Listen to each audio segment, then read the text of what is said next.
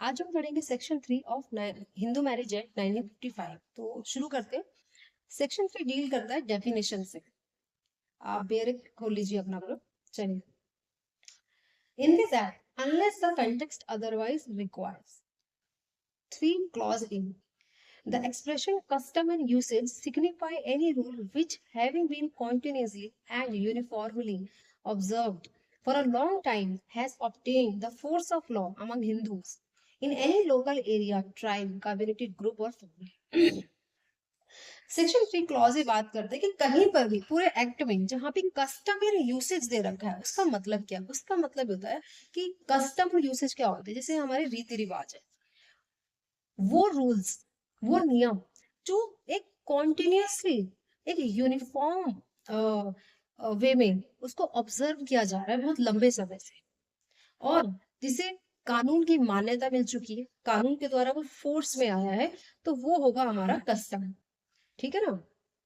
अब इसमें एक कंडीशन ये लगा दी है कि provided that the rule is certain and not unreasonable और अपोज टू पब्लिक पॉलिसी। वो जो रूल है वो अनसर्टेन नहीं होना चाहिए, मतलब निश्चित होना चाहिए, अनिश्चित नहीं होना चाहिए। दूसरा, विदाउट एनी रीजन नहीं होना चाहिए, अनरीजनेबल नहीं होना चाहिए, और एक पब्लिक पॉलिसी को अपोज ना करे। जैसे कि हर धर्म के या हर फैमिली के ना अपने नियम होते हैं, कस्टम होते हैं, जो हम सालों से जिनको हम ऑब्जर्व कर रहे हैं, फॉलो कर रहे हैं, उन्हीं चीज के बारे में बात कर रहे हैं। ठीक है। अब इसमें एक और चीज आती है, provided further that in the case of a rule applicable only to a family it has not been discontinued by the family. ये बात कर रहे हैं जैसे कोई फैमिली है, ठीक है, उसमें कोई रूल है जो फॉलो किया जा रहा है, तो वो डिसकंटिन्यू नहीं होना चाहिए उस फैमिली के द्वारा। फॉर एग्जाम्पल, जैसे सालों पहले एक कस्टम था सती प्रथा का, आपने सुना होगा, और धीरे धीरे आ, उसको कहा गया कि भाई ये ठीक नहीं है, हटाया गया उसको कानून के द्वारा। ऐसे कुछ कस्टम्स होते हैं, जैसे कोई जो जैसे एक हिंदू फैमिली होती है वो ऑब्जर्व कर रही है कोई कस्टम, और 10 साल तक उसको ऑब्जर्व किया गया, फिर 10 साल के लिए छोड़ दिया गया, फिर उसको ऑब्जर्व किया गया। नहीं, ऐसा नहीं होगा। कॉन्टिन्यूसली उसको ऑब्जर्व किया जाना चाहिए, यूनिफॉर्म वे में ऑब्जर्व किया जाना चाहिए। ठीक है। सिंपल ये बात करते हैं कि जो हमारे रीति रिवाज होते हैं वो क्या होते हैं। चलिए, section 3 clause B, district court. District court क्या होते हैं? District court means in any area for which there is a civil court. किसी भी एरिया में अगर कोई सिटी सिविल कोर्ट है तो वो डिस्ट्रिक्ट कोर्ट है, डिस्ट्रिक्ट कोर्ट है। ठीक है। And in any other area the principal civil court of original jurisdiction. अगर किसी और एरिया में कोई प्रिंसिपल सिविल कोर्ट है ओरिजिनल जुरिसडिक्शन का, तो वो भी डिस्ट्रिक्ट कोर्ट माना जाएगा।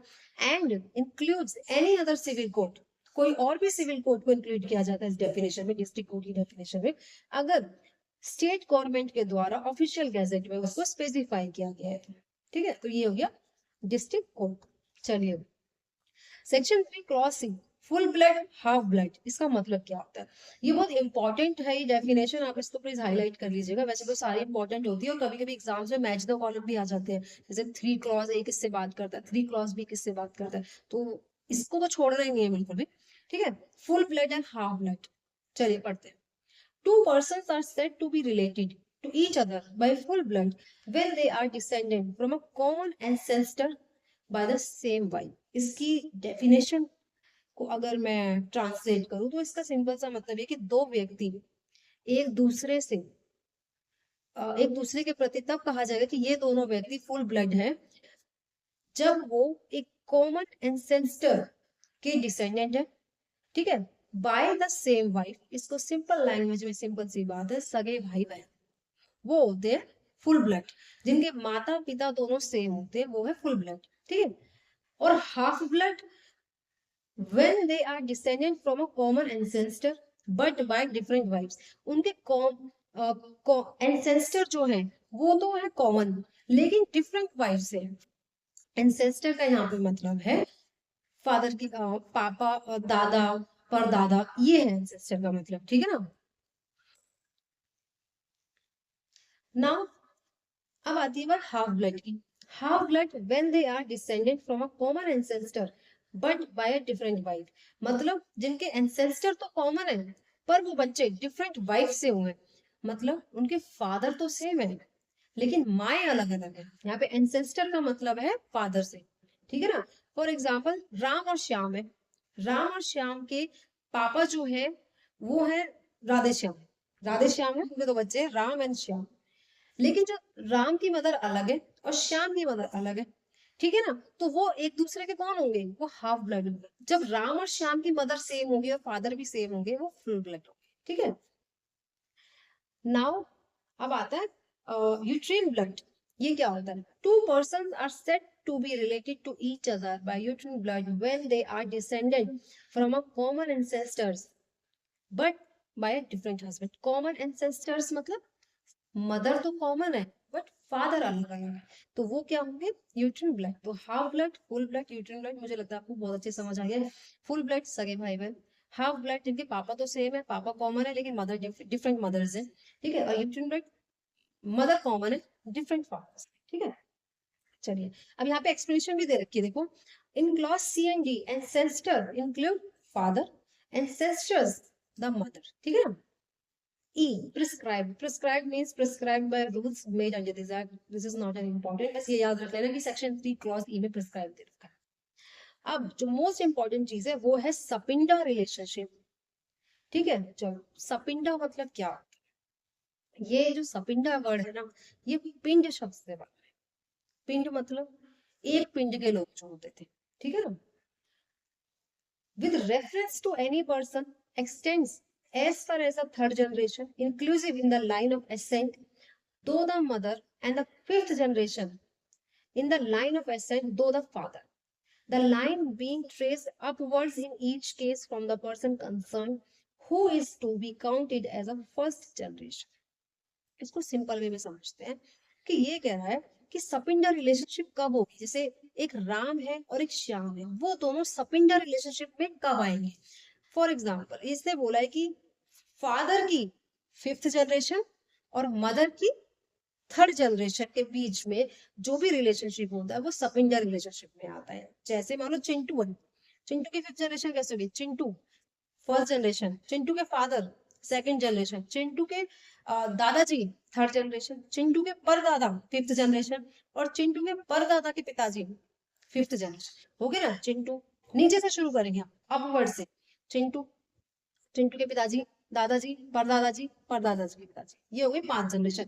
अब पापा होंगे तो मम्मी भी होंगी, ठीक है ना। चिंटू, ये हो गया चिंटू, चिंटू की मदर, ठीक है, और चिंटू की नानी माँ, 3 जनरेशन। ये भी काउंट होगा, चिंटू भी काउंट होगा, ऐसा नहीं कि चिंटू काउंट होगा।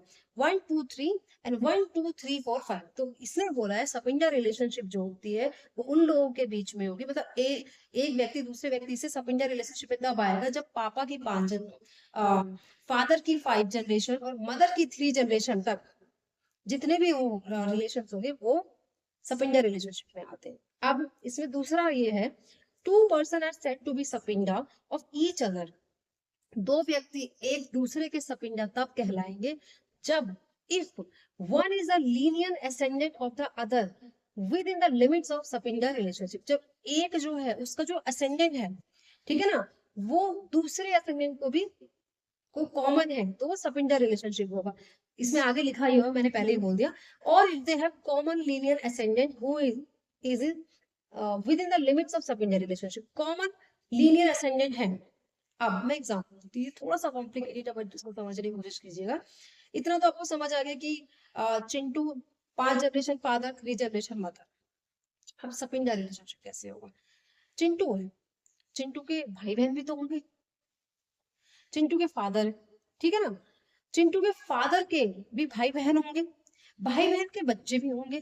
तो क्या मान लो चिंटू है, चिंटू के फादर है, चिंटू के फादर के भी भाई हैं, चिंटू के चाचा जी, तो क्या चिंटू अपने चाचा की बेटी से शादी कर सकता है, नहीं कर सकता।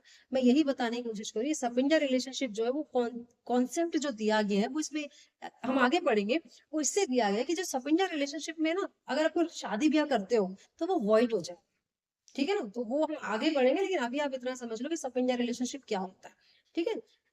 Okay, now degree of prohibited relationship, ठीक है। 2 person are said to be within the degree of prohibited relationship, मतलब ऐसा कब कहा जाएगा कि दो व्यक्ति जो है एक प्रॉपर्टी डिग्री रिलेशनशिप में है, ठीक है, डिग्री ऑफ प्रॉपर्टी रिलेशनशिप में है। देखो बेयर की लैंग्वेज थोड़ा ना कॉम्प्लिकेट होती है, इसको मैं सिंपल तरीके से समझाती हूँ। पहला इसने बोला if one is a linear ascendant of the other. Chintu है, चिंटू के पिताजी है, और चिंटू के पिताजी की क्या कहते हैं, और चिंटू के दादाजी हैं, ठीक है ना। क्या चिंटू अपनी बुआ से शादी कर सकता है? नहीं कर सकता। क्यों? क्योंकि बुआ के जो असेंडेंट है, मतलब जैसे मैंने अभी बताया कॉमन ही है, तो वो नहीं कर सकता शादी। दूसरा इसमें बोल रहा है if one was the wife or the other of a linear ascendant or descendant of the other.